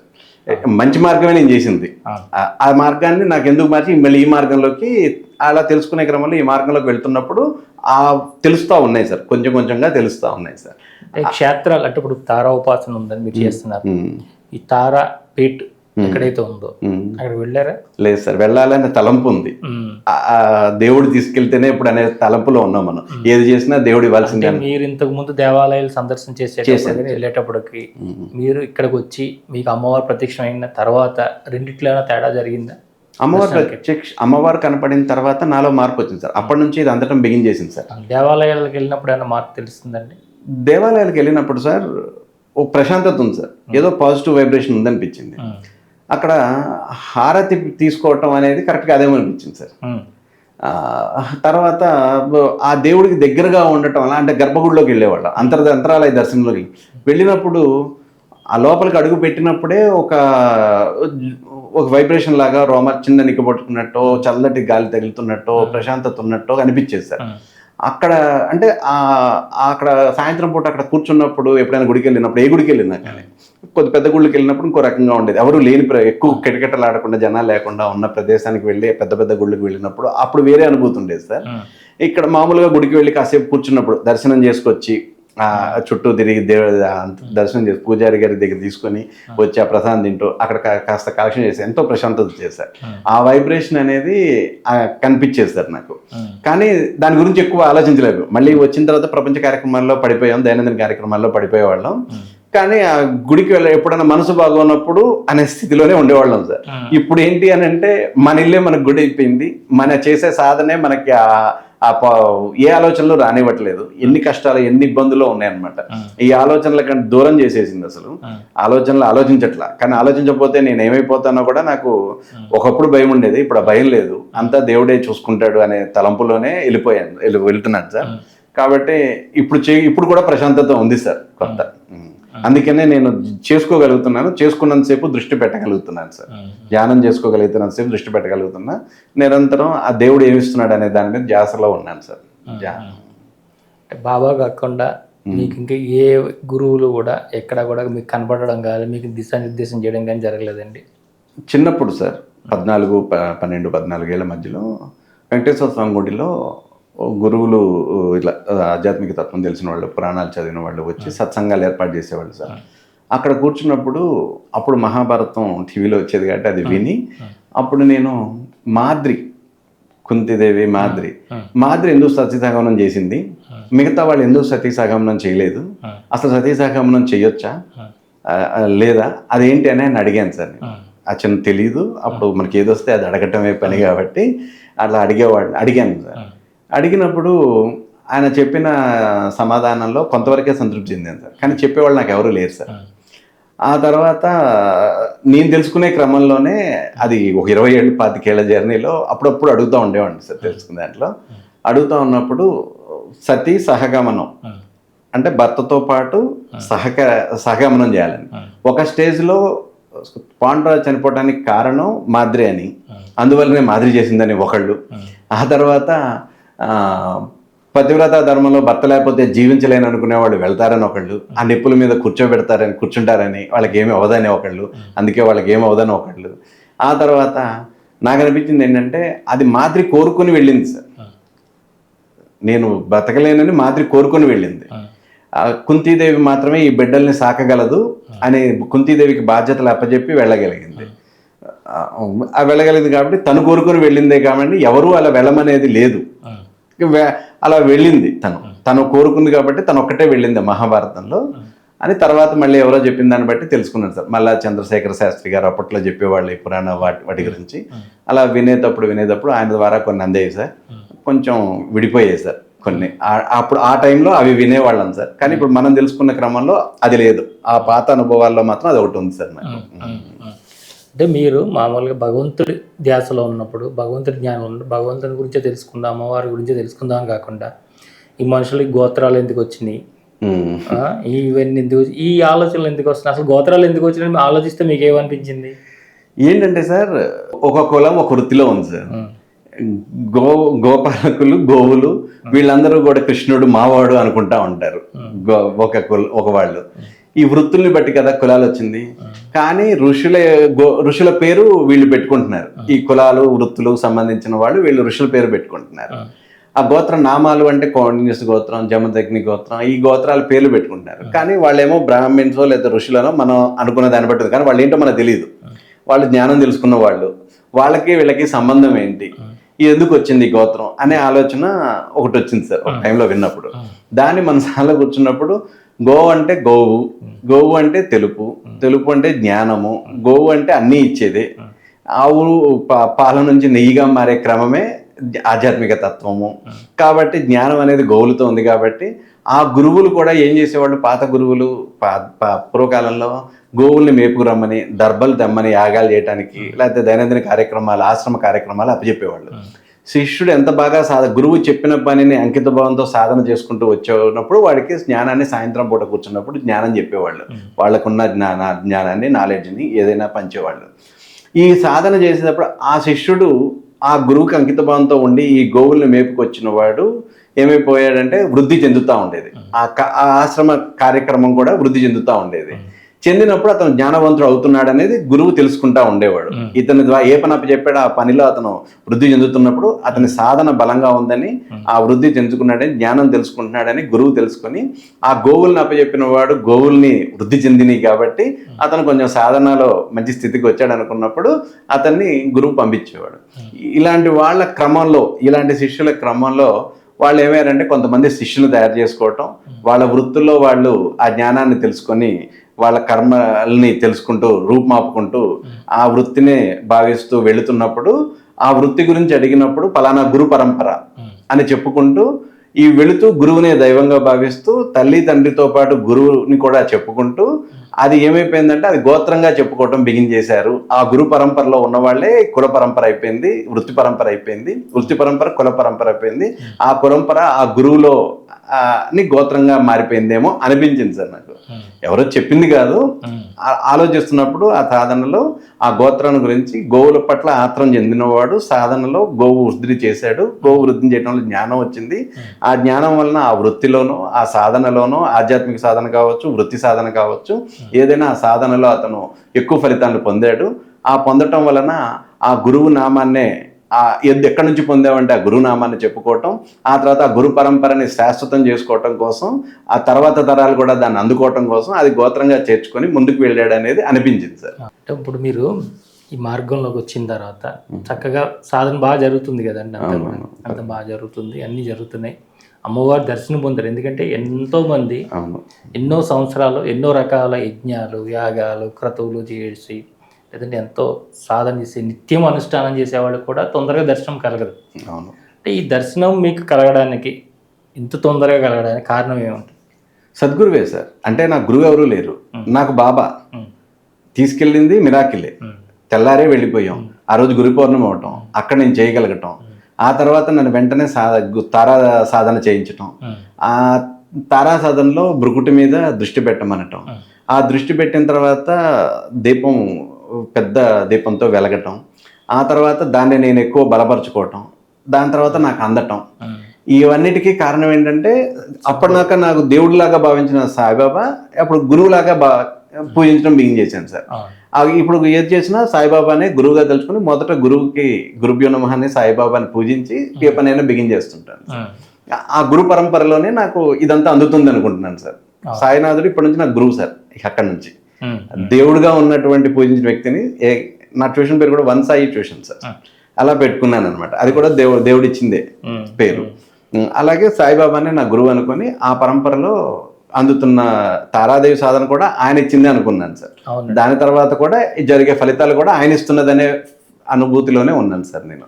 మీ విద్యాభ్యాసం ఎక్కడ జరిగిందండి? 10th క్లాస్ వరకు Khammam sir, intermediate Gudivada sir, degree Eluru CRIT sir, MSc వచ్చేసరికి బయాలజీ వాళ్ళకి ఇక్కడ యూనివర్సిటీలో ఆర్గానిక్ కెమిస్ట్రీ ఇచ్చేవాళ్ళు కాదు సార్. దాంతో నేను భోపాల్ మా గురువు గారు పరిచయం అవటంలో ఆయన ద్వారా భోపాల్లో చదువుకోవడం జరిగింది. ఆ తర్వాత MA English Krishnadevaraya university sir, BEd చేశాను సార్ నూజివీడ్లో. ఇక అక్కడ నుంచి ఇటు రావటం బిగినైంది సార్. దాంతో మీరు విద్యా సంస్థలను పెట్టడము, డిఎస్సికి చేసిన తర్వాత ఒక 1.5 మార్కులు డిఎస్సి పోయింది సార్. ఆ తర్వాత ఏంటి అని అంటే ఈ భూము నాకు ఇచ్చింది మా అమ్మ 2 లక్షలు సార్. దాంట్లోనే పీజీ చదువుకున్నాను. ఆ ధనంతో నేను ఏం చేశానంటే డిఎస్సి తీయటానికి మధ్యలో 2 సంవత్సరాలు గ్యాప్ వచ్చింది సార్. ఆ ధనంతో నేను ఏం చేశానంటే భూమి ఒక ఇద్దరిని కలుపుకొని ఒక చిన్నది కొనటం, దాన్ని వెంటనే అమ్మటం వల్ల కొంత డబ్బులు రావటం, మా మిసెస్కి నెలవారీ జీతంలో సంవత్సరం సంపాదిస్తే అది ఒక నెలలో 2 నెలల్లో నాకు రావటం, కొంచెం ఇది చేసుకోవటం వల్ల కొంత ధనం ఇదవటం. దాని తర్వాత ఆ డిఎస్సి 1.5 మార్కులు పోయిన తర్వాత ఆ డిఎస్సిలో లైన్ టు లైన్ చదివేవాళ్ళం సార్. చదివికి ఉన్నా కాబట్టి ఆ జ్ఞానాన్ని అప్పటికి ట్యూషన్స్ ఉండేది సార్. ఆ పేరు 100 మంది పిల్లలు ఉండేవాళ్ళు, ఎన్నో ఊళ్ళ నుంచి వచ్చేవాళ్ళు. దాంతోనే ఇక్కడ వెళ్ళాం కాబట్టి మనకు తెలిసింది అదే కాబట్టి అని చెప్పి ఆ స్కూల్ని స్థాపించడం, అంతకుముందు నా దగ్గర చదువుకున్న పిల్లలు వాళ్ళ పిల్లల్ని జాయిన్ చేయటం, ఇక అక్కడ నుంచి ఆ పరంపరలో ముందుకు సాగుతూ ఒకదాని తర్వాత ఒకటి యాడ్ అవుతూ వచ్చినాయి సార్. కరోనా టైంకి నాకు 6 ఏళ్ళు సార్, అన్ని పెట్టుకుంటూ వచ్చాను, ఒక్కో సంవత్సరం ఒక్కోటి. ఇంక ఇవి స్థిరత్వం చేసుకునే క్రమంలో కరోనా రావటం, మళ్ళీ వాటిని కొంత జర్నీ స్థిరత్వం వైపు స్థలాలు కొనటం, అవి పూర్తి అవ్వకపోవటం, ఈఎంఐలు కట్టాల్సి రావటం, ఈ కరోనాలో అన్నీ కోల్పోవటం, అలా అన్ని మళ్ళీ కొంచెం దూరమై ఒకటి మాత్రం ఇప్పుడు ఉంది సార్ భాగస్వాములతో. కాలేజీ వాగ్దేవి కాలేజీ అని నూజివీడ్లో భాగస్వాములతో ఉంది సార్ నాకు. నడుస్తుంది సార్ ప్రజెంట్. ఇంకా నేనైతే అది కూడా వాళ్ళకి యాప్ చేసి విజయవాడలో ఉండి ఇటువైపే ఉన్నాను సార్ ప్రజెంట్. అంటే అసలు ఈ జన్మ ఎందుకు వచ్చింది, ఈ జన్మకు కారణం ఏంటి, ఈ సృష్టి రహస్యం ఏంటి అని ఇబ్బంది అనిపించిందండి? ఒకసారి సార్ ఎక్కడో రాత్రిపూట 11 ఇక పని చేసి టిఫిన్ చేస్తున్నప్పుడు టీవీ చూస్తున్నప్పుడు వీర్యానికి ఉన్న ఇంపార్టెన్సు, దానివల్ల సృష్టి అని చెప్తుంటే ఎందుకో నాకు కొంచెం కనపడలేదు సార్. అప్పుడే కూర్చొని కాసేపు అంతా క్లిక్ చేసుకుని కూర్చొని ఆలోచించినప్పుడు ధ్యానంలో ఆ సృష్టి నీళ్ళలో పుట్టిందని, నీళ్ళలో నుంచి పైకి రావటాన్ని బిగిన్ చేసినాయని వెలుగు వైపుకి. ఆ వెలుగు వచ్చే క్రమంలో ఈ నీళ్ళలో ఉన్నవి ఏమిటి అని అంటే, ఒక కణ జీవుల నుంచి, ఒక గది హృదయం నుంచి 2 గదుల హృదయము, 3 గదుల హృదయము, 4 గదుల హృదయము, ఒక కణ నుంచి అనేక కణాల జీవులు ఏర్పడుతూ వచ్చినాయని. ఇవి ఎప్పుడైతే నీళ్ళపైకి రావటం, నీళ్ళ అడుగులోకి వెళ్ళటం బిగిన్ చేస్తూ ఉన్నాయో, సూర్యుని యొక్క ప్రభావం ఎక్కువ అవటం, ఈ మొత్తం నీళ్ళే ఉన్న చోట కొంత భూమి ఏర్పడటం, నిరంతరం పైకి రావాలి, వెలుగు చూడాలి అనుకున్నవేమో జీవులుగా ఒక్కొక్క ప్రాంతంలో ఒక్కొక్క జీవి ఏర్పడుతూ ఉండటం వలన, ఆ జీవులు ఇంకొక రూపంలోకి మారటం వలన, ఇది సైన్స్లో మనకు ఉత్పరివర్తనాలు, మ్యూటేషన్స్ చెప్పడం వలన సడన్ మార్పులు వస్తాయి కనుక, తర్వాత దీన్నే ఈ చేపలు కూడా సగం మత్స్యకన్యలు అంటుంటాం కదా సార్. ఈ చేపల నుంచి కూడా ఒక్కో చోట మనిషి ఏర్పడాడని, ఒక్కో చోట వేరే ఖండాల్లో, వేరే చోట నీళ్ళల్లో నుంచి వేరే జీవుల రూపంలో మళ్ళీ మనిషి ఇంకో రూపంగా పరిణామం చెందాడని, ఒక్కొక్క ప్రాంతంలో ఒక్కొక్క రకంగా మనుషులు పరిణామం చెందారని, ఒక్కొక్క జీవి ఒక్కొక్క రకంగా ఏర్పడిందని, ఇలా పైకి వచ్చి ఎప్పుడు సూర్యుని వైపు చూసుకుంటూ నీళ్ళలో ఉన్న జీవులు భూమి మీదకి వచ్చినాయని, నీళ్ళలోనే ఎక్కువగా ఉన్న జీవులు నీళ్ళలో ఉన్నాయని ఇలా అందుతూ ఉంది సార్. ఇది తెలుసుకునే క్రమంలో ఉన్నాను సార్. ఇంకా పూర్తిగా అయితే నాకు తెలియలేదు. ఆ టైంలో అది ఆ వీర్యం అనే దాని దగ్గర ఆయన చెప్పిన దానికి ఏదో కొంచెం కనెక్షన్ దొరకట్లేదని చెప్పి కూర్చుంటే అప్పుడు అందిన విషయం సార్. తర్వాత ఈ మధ్య కాలంలో దశావతారాలు విష్ణుమూర్తి అందించిన క్రమంలో కూడా మొదట చేపతత్వం ఉండటం, ఆ చేప పెద్దది అవటం, తర్వాత కూర్మ అవతారం, తర్వాత వరాహ అవతారం, ఇవన్నీ చూస్తే సృష్టి క్రమానికి ఈ అవతారాలకి ఏదో సంబంధం ఉంది, ఇది కూడా మనం తెలుసుకోవాలి అన్న తలంపు అయితే ఉంది సార్ బలంగా లోపల. ఆ క్రమం అంటే ఏంటి మీ లక్ష్యం ఏంటి? ఇప్పుడు మీరు ఏమనుకుంటున్నారు? ఈ రుణ బాధలు తొలగిపోవటం, దేవుని ఆత్మని చెప్తున్న వైపు నడుస్తూ పరమాత్మ తత్వాన్ని తెలుసుకుంటూ ఎంతో మంది సిద్ధపురుషుల్ని కలుసుకుంటూ ఈ సాధనని బలం చేసుకొని, ఎందుకంటే మానవుని ఎన్ని జన్మలు ఎత్తినా అంతిమ లక్ష్యం అనేది ఈ ప్రలోభాల్లోనే, ఈ మోసాలకు గురయ్యి ఇవన్నీ ఎందుకో వైరాగ్యం లాగా అనిపించింది సార్. వైరాగ్యం అని అన్ను కానీ దేవుని తత్వాన్ని తెలుసుకోవటం వైపు వెళ్ళాను. ఇది ఒక అదృష్టం అనుకున్నాను. ఈ క్రమంలోనే ఉండిపోవాలని ఎక్కువ అనిపిస్తుంది. ఈ రుణ బాధలు తొలగించుకోవాలి, ఈ క్రమంలో ఉండిపోవాలి, ఇదే దేవుని కోరుకుంటూ వెళ్తున్నాను సార్. ఏదో వచ్చినా వ్యామోహం ఉండట్లా. ఇంతకుముందు సినిమాలు బాగా చూసేవాడిని, మెన్వీలు తినేవాడిని. ఇప్పుడు అవన్నిటి మీద అసలు ఏ ధ్యాస ఉండట్లా. నిరంతరము మధ్యాహ్నం కానీ భోజనం, ఆకలి ఉండట్లా. దేవుడి ధ్యాసలో ఉన్నంతసేపు ఆకలి వేయట్లా. ఇన్ని నీళ్లు తాగాలనే దానికి కూడా తెలియట్లా. నీళ్లు తాగుతున్నాం, దేవుడి దగ్గర పెట్టిన తీర్థాన్ని ఈ రోజు పెడితే రేపొద్దున తాగుతున్నాం ఆ నీళ్ళని పోసుకొని. అలాగే ఇంకా నీళ్లు తాగుతున్నాం. ఆకలి అనేది ఆ టైంకి ఎప్పటికప్పుడు ఆకలి లేకపోతే ఆ టైంకి పెట్టకపోతే ఉండలేకపోయాడు సార్. ఇప్పుడు ఏంటంటే పనులు చేసుకుంటా, దేవుడి ధ్యాసలో ఉంటా, ఏదో తినాలి ఆ టైంకి తింటాం. రాత్రికి కూడా మళ్ళీ రాత్రిపూట ఓ చపాతి. తిండి అనేది శాంతం తగ్గిపోయింది సార్. సాత్విక గుణమే ఒక విధంగా సాత్విక ఆహారం తీసుకోవటం, సాత్విక గుణం పెరగటం ఎక్కువైపోయింది సార్. కోపము తగ్గిపోయింది, సహనం పెరిగిపోయింది, మిగతా లక్షణాలు తగ్గిపోయినాయి కొన్ని. ఈ ఇటువైపు అనేది ఎక్కువగా వెళ్ళగలుగుతున్నాం సార్. ఒక అరగంట కూర్చునేది గంట అవుతుంది, గంట 2 గంటలు అవుతుంది, కూర్చోగలుగుతున్నాం ప్రజెంట్. ఆ స్థితి అనేది పొందగలుగుతున్నాం సార్. ఏదైనా కూడా మనిషిని మహనీయుడిగా మార్చాలన్నా, ఈ మాంసపిండాన్ని మంత్రపిండంగా మార్చాలన్నా, ఏదైనా కూడా సాధన, ఈ ఆధ్యాత్మిక మార్గం తప్ప వేరే దిక్కు లేదు సార్. కరెక్ట్. ఆధ్యాత్మికత అనేది మనిషి జీవితంలో ఎప్పుడు సృష్టి పరిణామక్రమం జరుగుతుంది. మనిషి పరిణామం చెందటానికి ఆధ్యాత్మికతే కావాలి సార్. ఈ వేరే విధమైన పరిణామాలు ఏవి కూడా మనిషి జన్మకు ఉపయోగపడదు సార్. ఆధ్యాత్మిక పరిణామ క్రమం మాత్రమే ఆ మనిషి జన్మకు ఉపయోగపడుతుంది, ఎదుగుదలకు ఉపయోగపడుతుంది. ఇది తెలుసుకున్నవాడు ఏమీ కోరని స్థితికి వస్తాడు. ఏమీ కోరని స్థితి అని అంటే ప్రతి జీవిలోనూ ఈశ్వరుని చూడగలుగుతూ ఉంటాడు. ఈశ్వర తత్వమో లేకపోతే పరమాత్మ తత్వమో చూడగలిగినప్పుడు తప్పు చేయడు సార్. ఆ పరమాత్మ తత్వాన్ని దగ్గరగా ఉండే మనుషులు పరమాత్మలు దగ్గర అవుతుంటారు సార్. ఈ క్రమంలో మళ్ళీ వాళ్ళు ఇంకో పరమాత్మ ఆధ్యాత్మికంలో, అది ఆత్మ పైన ఉన్నటువంటి ఆ పరమాత్మని వైపుకు వెళుతూ ఉంటారు సార్. ఈ క్రమంలో విశ్వంలోకి ప్రయాణం చేస్తారు. ప్రకృతి, పంచభూతాలు, విశ్వం ఇవన్నీ తెలుసుకుంటూ వెళ్తుంటారు సార్. తెలుసుకునే క్రమంలో వాళ్ళకి ఏమవుతుందంటే దేవుని తత్వం, ఆధ్యాత్మిక తత్వం, చేయించేవాడు చేసేవాడు అంతా దేవుడే అనుకున్న తత్వం వచ్చేస్తుంది సార్. వచ్చినప్పుడు ఏంటంటే వీళ్ళు చెయ్యాలనేది పోతుంది సార్. వీళ్ళు ఆ దేవుని తత్వాన్ని తెలుసుకోవటం మీదే ధ్యాస ఎక్కువగా వెళ్ళిపోయి ఆ దేవుడినే గొప్పవాడిగా తెలుస్తూ దేవుడు ఇచ్చిన దాన్ని వీళ్ళు చేయాలనుకుంటారు సార్. దేవుడు ఏది ఇస్తున్నాడో వాళ్ళు తెలుసుకోగలగాలి. ఆ తెలుసుకునే స్థితి వచ్చినప్పుడు ఆ దేవుడు ఇచ్చిన దాన్ని సార్థకం చేసుకోవాలనుకుంటారు సార్. అలా క్రమంలో ఈ అందే జ్ఞానాన్ని సార్థకం చేసుకోవాలనుకుంటున్నాను సార్. ఈ అందే అంశాలని ఇది ఇది రోజు రోజుకి మారుతూ ఉంటుంది సార్. అవును. ఈ రోజు కనపడింది రేపు కనపడట్లేదు, రేపు కనపడింది ఇంకొంచెం కనపడుతుంది. కాబట్టి ఈ పరిణామ క్రమం అనేది, ఈ ఆలోచన పరంపర అనేది పరిణామ క్రమం అనేది జరుగుతుంది సార్. ఈ పరిణామ క్రమంలోనే తెలుసుకోవడంలోనే అన్వేషణ. మనిషి శాస్త్రవేత్త అయినట్టు ఈ ఆధ్యాత్మిక శాస్త్రవేత్తలు ఈ పరిణామ క్రమంలో ముందుకు వెళ్తున్నాం సార్ ప్రజెంట్. చాలా చాలా సంతోషం అండి.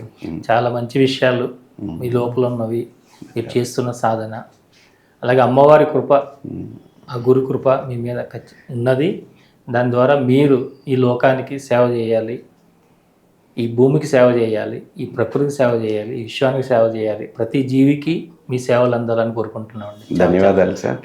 ఈ సన్నిధి టీవీ ద్వారా మొట్టమొదటి నాకు ఈ జరిగిన అనుభవాల్ని ఈ టీవీ ద్వారా పంచుకోగలిగే, ఛానల్ ద్వారా పంచుకోగలిగే నాకు ఆ దేవుడే అవకాశం ఇచ్చాడని భావిస్తున్నాను. ఈ నేను తెలుసుకున్నటువంటి నేను అనే దాని పోయి నాకు అంతా దేవుడు ఇచ్చిందే నిలబడుతుందని తెలుసుకుంటూ, దేవుడు ఏమిస్తున్నాడో అన్వేషించుకుంటూ, దేవుడి మీద ఒక ఎరుకతో, ఒక కన్నుతో, ఒక సాధనతో ముందుకు వెళ్తున్నాను. ఆ దేవుడి ద్వారా నేను తెలుసుకున్న దాన్ని మీతో పంచుకునే అవకాశాన్ని దేవుడు ఇచ్చినందుకు, మీ ద్వారా అది జరిగినందుకు ఈ సన్నిధి ఛానల్కి కూడా నా ధన్యవాదాలు తెలియజేసుకుంటున్నాను సార్. ఇట్లాంటి అవకాశం కల్పించిన మీకు కూడా ధన్యవాదాలు తెలియజేసుకుంటున్నాను సార్. ఇంతవరకు శ్రీ వెంకట సత్యసుమన్ గారు వారి యొక్క ఆధ్యాత్మిక సాధన అనుభవాలు మనతో పంచుకున్నారు. దీని ద్వారా మనం వారు ఏదో గొప్ప గురువులు అయిపోయారనో, లేదా ఎన్నో విషయాలు వారు తెలిసిపోతున్నాయనో, వారిని అడిగితే మనకి ఏమైనా జరిగిపోతుందేమో, లేదంటే వారిని అడిగి మన సమస్యలు తెలుసుకుందామని కాకుండా, మనం సంపూర్ణ శరణాగతితో నిస్వార్థంగా మన కోసం మనం సాధన చేసుకుంటే మన సమస్యలకి, మన అనుభవిస్తున్నటువంటి కష్టాలకి, బాధలకి, దుఃఖానికి కారణం ఏంటని మనకు తెలుస్తుంది. దాని నుంచి మనం బయటపడడానికి ఆ గురువు, ఆ దైవం మనకి సంపూర్ణంగా సహకరిస్తుంది అని మనందరికీ తెలియజేయడం కోసమే వారు ఇక్కడికి వచ్చారు. ఆ విషయాలన్నీ కూడా వారు చక్కగా తెలియజేశారు. వారికి ధన్యవాదాలు తెలియజేసుకుంటూ మరొక ఇంటర్వ్యూలో మళ్ళీ కలుసుకుందాం. అంతవరకు చూస్తూనే ఉండండి శ్రీ సన్నిధి టీవీ. నమస్కారం.